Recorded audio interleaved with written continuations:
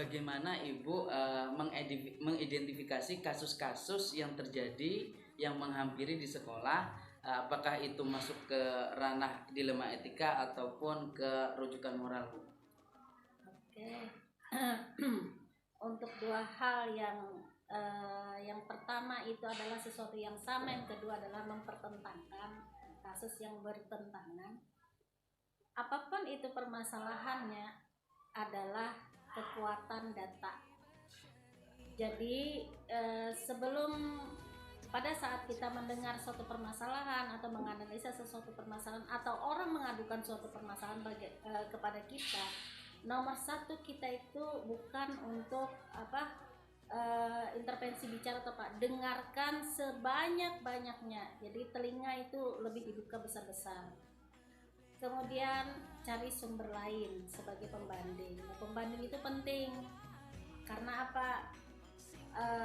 Ada hal-hal yang sifatnya itu misal itu benar sama benar. Kemudian ada nggak kasus yang sama sebelumnya berlaku?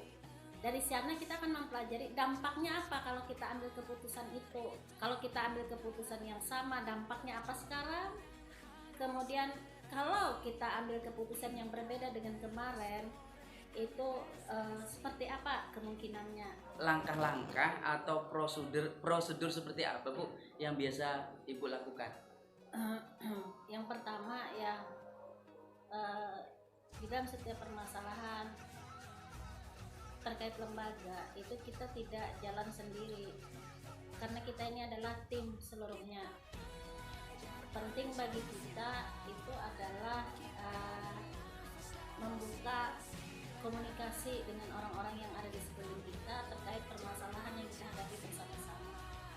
Dari sana mereka nanti akan memberikan pertimbangan-pertimbangan berdasarkan pengalaman masing-masing dan tentu saja referensi yang mereka miliki. Itu bahan kajian awal. Dalam pengambilan keputusan yang Ibu ambil, kira-kira tantangan-tantangan apa saja, Bu, yang Ibu alami selama ini, Bu? Kalau permasalahan itu kita bicara internal lingkup sekolah saja ya, lingkup lembaga, artinya internal orang di dalam, tidak melibatkan permasalahan itu keluar. Karena yang namanya lembaga, organisasi, apalagi lembaga pendidikan ya, kekeluargaan itu kan nomor satu. Jadi humanismenya itu kita bangkitkan, rasa sense of belongingnya, rasa saling memilikinya, kebersamaannya.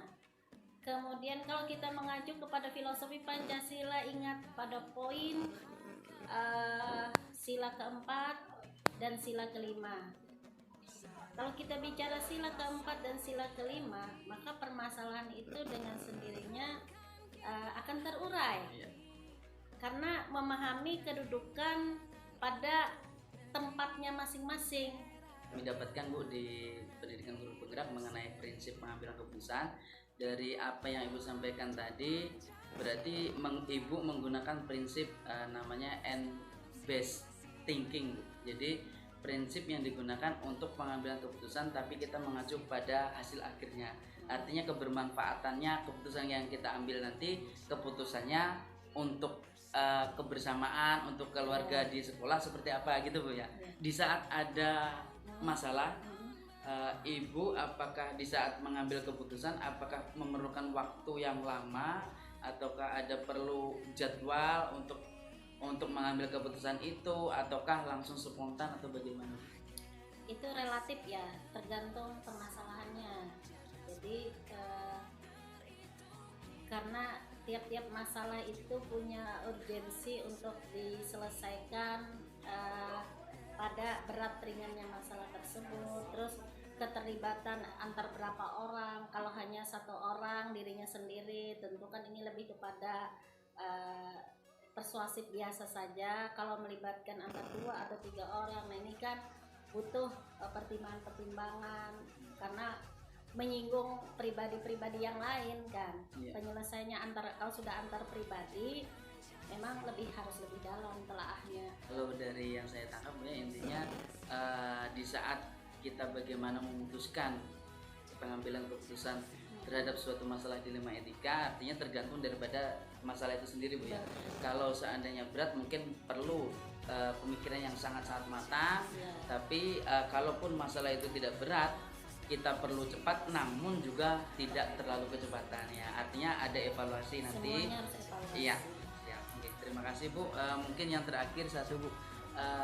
Ini kan selama ini saya sangat mengagumi Ibu sebagai kepala sekolah, apalagi terhadap keputusan-keputusan yang Ibu ambil jika ada masalah Bu. Nah, kira-kira apakah ada seseorang Bu atau orang lain atau faktor-faktor yang lain yang kira-kira bisa membuat Ibu dalam mengambil keputusan itu bisa tenang, bisa tepat dan benar apa yang Ibu ambil itu?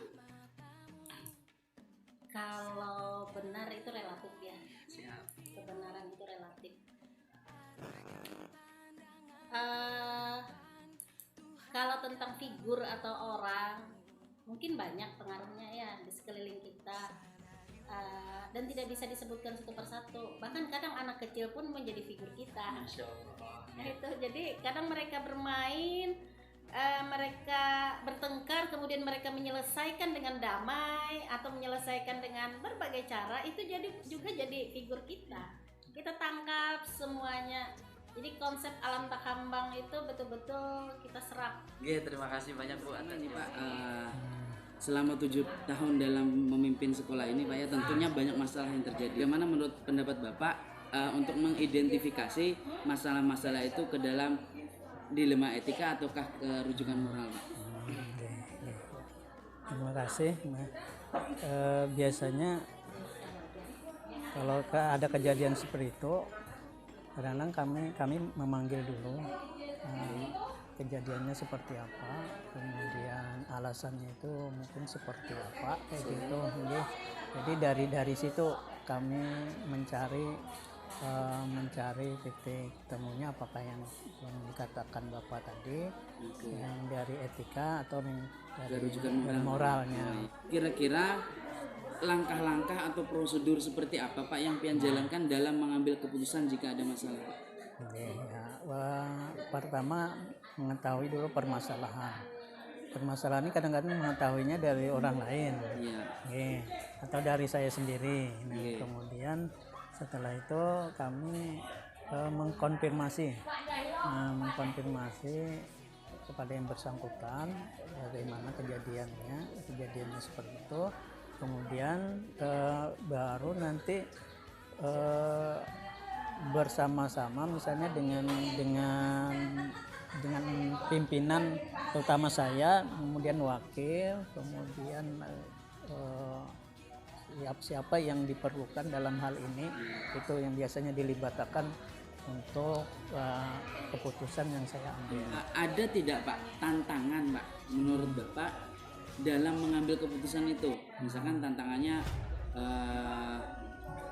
dilema antara mengambil keputusan ini seperti apa. Nah, menurut Bapak seperti itu? Memang menurut saya pasti ada kayak gitu. Di satu sisi yang bersangkutan ini punya masalah, dan memang harus harus dihukum. Tapi di sisi lain kadang-kadang dari segi kemanusiaan ini yang membuat hati ini untuk menghukum ini nggak tegaan. Nah, terutama kan kalau alasannya memang yang bersangkutan lalai nggak apa-apa, tapi kalau alasan ini kadang-kadang alasan yang memang yang memang dia ini nggak bisa lagi berbuat kayak gitu. Misalnya rumah tangga kan. Apakah Bapak dalam mengambil keputusan itu langsung spontan ataukah perlu waktu, perlu jadwal, atau perlu seseorang yang kira-kira bisa membantu dalam menyelesaikan pengambilan keputusan itu? Yang pertama memang ada bisa saya sendiri, tapi perlu waktu. Perlu waktu. Kemudian yang kedua perlu waktu dan minta masukan dari orang lain juga, gitu. Yang paling membantu Pak menurut Bapak dalam pengambilan keputusan menurut Bapak siapa?